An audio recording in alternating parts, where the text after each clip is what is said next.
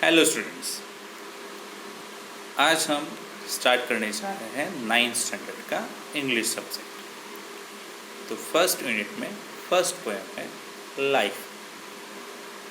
तो ये पोएम लिखी है शार्लोट ब्रोंटे इन्होंने, और यहाँ पे मैं आपको ये हिंदी में एक्सप्लेन करके बताऊँगा ताकि ये आपको अच्छे से समझ में आ जाए। तो लाइफ यानी जीवन, और जीवन में बहुत सारे उतार चढ़ाव आते हैं और हमें उसे कैसे जीना चाहिए। लाइफ में उदासी आती है, सैडनेस आता है, हैप्पीनेस भी आती है।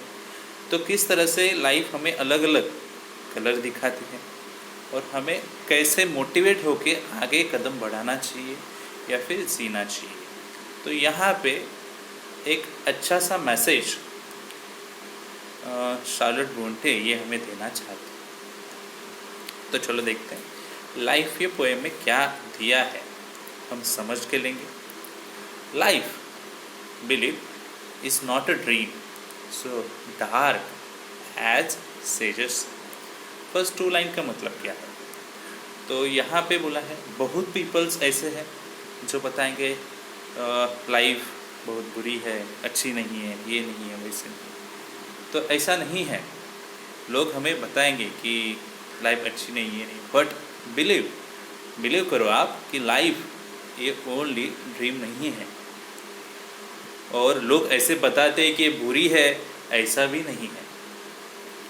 Often a little morning rain foretells a pleasant day. So हमेशा ऐसे होगा,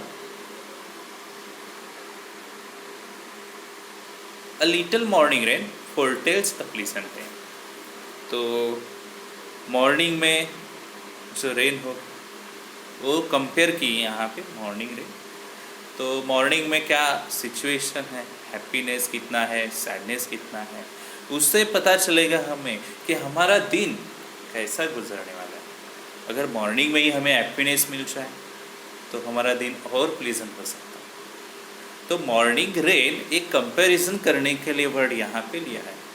तो समझो मॉर्निंग में ही थोड़ा रेन हो जाए तो आपका दिन ये अलग ही तरीके से चालू होगा और अच्छा दिन गुजरेगा। तो ऐसा कहना चाहते हैं, कंपैरिजन किया है यहाँ पे प्रोटेस्ट।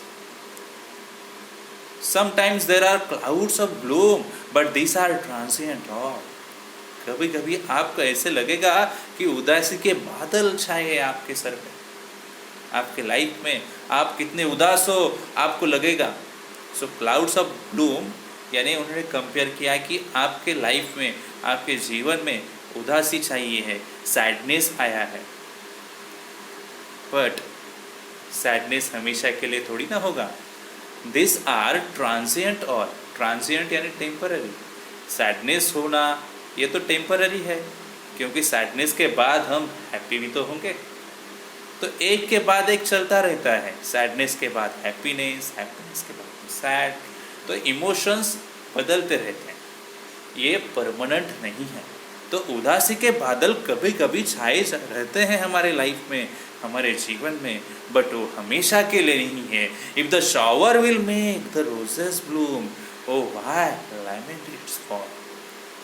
सोचो अगर बारिश आती है, वो बारिश की वजह से रोज ब्लूम होता है, तो आप उदासी की जो भी बादल छाए हैं उस पर आप क्यों डिस्पेयर हो रहे हो, क्यों निराश हो रहे हो कि बादल छाए ऐसे? क्योंकि निराश जो होते हैं, उदासी जो छाती है, उसके बाद ही तो हमें हैप्पीनेस मिलेगी। तो ये कंपेयर किया है अगेंस्ट शावर, और यानी रेन को कंपेयर किया है अगेन हमारे फीलिंग के साथ। तो उनका कहना है कि निराशा के बाद वापस हमारे मन में अच्छा फीलिंग्स आने वाला ही है। तो रोजेस ब्लूम यानी हमारे मन में हैप्पीनेस का फीलिंग आने वाला है। तो निराशा आई, उसके बाद में तो हैप्पीनेस आई। सैडनेस था तो उसके बाद में ही तो हैप्पीनेस आया है। तो हम सैडनेस के लिए इतना उदास क्यों हैं? क्यों चिल्लाते रहेंगे मैं सैड हूँ ऐसे? तो उसके बाद में आपको हैप्पीनेस मिलने वाला ही है, क्योंकि एक के बाद एक चलते रहेगा। सैडनेस हमेशा के लिए परमानेंट नहीं रहेगी। Rapidly merrily life sunny hours sleep by. देखो जितनी तेजी से या फिर खुशी से हमारे लाइफ के अच्छे अच्छे आवर्स जो है ऐसे ही चले जाएंगे। हमारी खुशियाँ, हमारे अच्छे इमोशंस, कुछ भी रुकता नहीं है, तेजी से चला जाता है। हम उसे रोक के नहीं रख सकते। हम आज खुश है तो खुशी हम रोक के नहीं रख सकते। वो थोड़े देर के लिए है, थोड़े आवर्स के लिए, तो उसी को सनी आवर्स कहा है। तो हमारी खुशियों का आवर्स, इमोशन का आवर्स, अच्छे इमोशन का आवर्स वो ज़्यादा देर नहीं रुकेगा। रैपिडली मेरेली वो फ्लीट भाई होगा, चला जाए। तो क्या करें? Gratefully, cheerily enjoy them as they fly. अगर वो जाने ही वाले हैं क्षण, वो मोमेंट जाने वाले हैं, तो आप क्या करो? उसे अच्छी तरीके से और जियो, उसका मज़ा लो, लाइफ का मज़ा लो। क्योंकि आपको पता है आपके पास जो भी मोमेंट है वो आप रोक नहीं सकते, वो तो चले जाएंगे। तो इसीलिए क्या करो? वो जियो और पूरा एंजॉय करो, मज़ा लो life. What though death at times step in and calls our best in? बोल नहीं सकते डेथ हमारे कदमों में कब आएगी और हमें बुलाएगी, नहीं बोल सकते। हमारा हैप्पीनेस, हमारा अच्छा आज, अच्छा टाइमिंग जो भी है वो तुरंत वो लेके जा सकती है, बोल नहीं सकते। तो डेथ कभी भी कदमों में आ सकती है, डेथ का कुछ भी नहीं बोल सकते। What though sorrow seems to win over hope a heavy sway? फिर भी हम क्या करें? सॉरो, ऐसा लगेगा कि सॉरो, सैडनेस जीत रहा है, बट ऐसा नहीं है। हमारे पास होप है और होप हमें ज़रूर आगे तक लेके जाएगी। होप इतनी प्यारी है कि वो सैडनेस से भी ऊपर हमें लेके जाएगी। तो आपको क्या करना है? होप लगाए रखना है।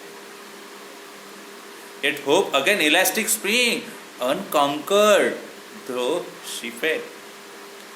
होप का कंपैरिजन किया है यहाँ पे। होप आशा रहना, आशादायी रहना जो है इलास्टिक स्प्रिंग की तरह है। इलास्टिक यानी लचीला रहे, ज़्यादा मोमेंटम। स्प्रिंग की तरह, स्प्रिंग सीज़न से कंपैरिजन भी किया है। तो जैसे अगर स्प्रिंग सीज़न चालू है, आकाश में बादल छाए, तो क्या आकाश में बादल छाए तो स्प्रिंग सीजन्स की बहार मिट जाएगी? क्या स्प्रिंग सीज़न अपनी बहार नहीं दिखाएगा? जो अपना गंध है वो नहीं फैलाएगा? ऐसा नहीं है, क्योंकि उसको पता है क्लाउड्स अगर स्काई में आए हैं तो थोड़े देर के लिए रहेंगे, चले जाएंगे, बट उसका बहार जो है उसे और भी फैलाना है, उसे पता है। तो स्प्रिंग सीजन्स रुकता नहीं है, वो फिलहाल वो मोमेंट के लिए अनकॉन्कर्ड रहा होगा, उसे लगता है, बट उसे पता है उसके गोल्डन विंग्स जल्दी ही उसे मिलेंगे और वो सबको स्ट्रांग फीलिंग देके आगे बढ़े। तो it hope again elastic spring unconquered. अगर होप इलास्टिक स्प्रिंग की तरह है, होप आपको पहले ऐसे लगेगा अरे हाँ होप हार गई, आशा रखने से कुछ नहीं होगा, वो हार रही है ऐसे लगेगा, बट आशा में ही गोल्डन पंख है, स्वर्ण पंख है, वो हमें इतना स्ट्रांग बनाएगी कि हम कुछ भी सहन करके आगे बढ़ सकते हैं। तो यही तो कहा है, होप का कंपैरिजन स्प्रिंग सीजन से किया है। होप इलास्टिक है, कभी लगेगा आगे बढ़ रही है, कभी लगेगा पीछे रह गई, बट होप ऐसा लगेगा कि वो हार रही है, बट ऐसा नहीं है, वो सुनहरी पंख लेके हमें भी साथ लेके आगे बढ़ेगी, हमें स्ट्रांग बनाएगी। Manfully fearlessly the day of trial fear. तो लास्ट देखो क्या बोला है, manfully fearlessly the day of trial fear. तो ये लास्ट जो स्टांजा है उससे पोएट्स हमें मैसेज देना चाहती है। तो डे ऑफ ट्रायल जो है हम फियर करें, कैसे? फियरलेस हो, मैनली। फियर तो सैडनेस को बाजू में रख दें, सॉरो को बाजू में रखें और फियरलेसली हम वो फेस करें। For gloriously victoriously can courage quell disappear. तभी अगर जब हम फेस करेंगे तभी ग्लोरियसली और victoriously we can courage well डी सकते। ये डिस्पेयर जो है वो सैडनेस है हम मिटा सकते हैं ग्लोरियसली और विक्टोरियसली, और आखिर में हमारी होप ही हमें विन कराएगी, कॉन्कर कराएगी over the sorrow, over the sadness, हमें क्या करेगी, जीत हासिल करके। तो लाइफ ऐसी ही है, कभी सैडनेस लगेगी तो कभी हैप्पीनेस, बट आप अगर होप रखेंगे तो ये सैडनेस का पीरियड जो है जल्दी निकल जाएगा। आपको अपने मन में होप रखनी चाहिए, हारना नहीं है, आप खुद को मोटिवेट करते रहने चाहिए, तभी आप सक्सेस ला सकते हैं। लाइफ ऐसी ही है, कभी आगे कभी पीछे रहेगी, बट हमें डटे रहना है, हमें आगे बढ़ना है, तो सैड होके पीछे नहीं रहेंगे। ओके, तो लाइफ ये पोएम हमें मोटिवेट करना सिखाती है, आगे कैसे बढ़ेंगे सिखाते हैं। अगर सैडनेस सॉरो हमारे पास है तो उसे हम कैसे छोड़ के आगे बढ़ेंगे, कैसा हमारे पास पेशेंस होना चाहिए कि नहीं ये सैडनेस थोड़ी टाइम के लिए, हम इसे आगे जा सकते हैं। तो हमें ये लाइफ पोएम से थोड़ी बहुत सीख मिलती है। तो एक बार अच्छे से हम रीड करेंगे, आप भी मेरे साथ ध्यान दीजिएगा और रीड कीजिए। Life believe is not a dream so dark as sages say, of a little morning rain foretells a pleasant day. Sometimes there are clouds of gloom, but these are transient all. If the shower will make the roses bloom, oh why lemons fall? Rapidly, merrily, life's sunny hours slip by. Gratefully, cheerily, enjoy them as they fly. What though death at times steps in and calls our best away? What though sorrow seems to win over hope a heavy sway? Yet hope again elastic springs, unconquered though she fail, still buoyant are her golden wings, still strong to bear us well. Manfully, fearlessly, the day of trial bear, for gloriously, victoriously can courage well be सकते। Charlotte ब्रोंट इन्होंने बहुत ही अच्छी poem लिखी है life पे, और यहाँ पे हमने ये पोएम सीखी है। आप ज़रूर मुझे बताइएगा कि आपको ये पोएम समझ में आई या नहीं, ठीक है।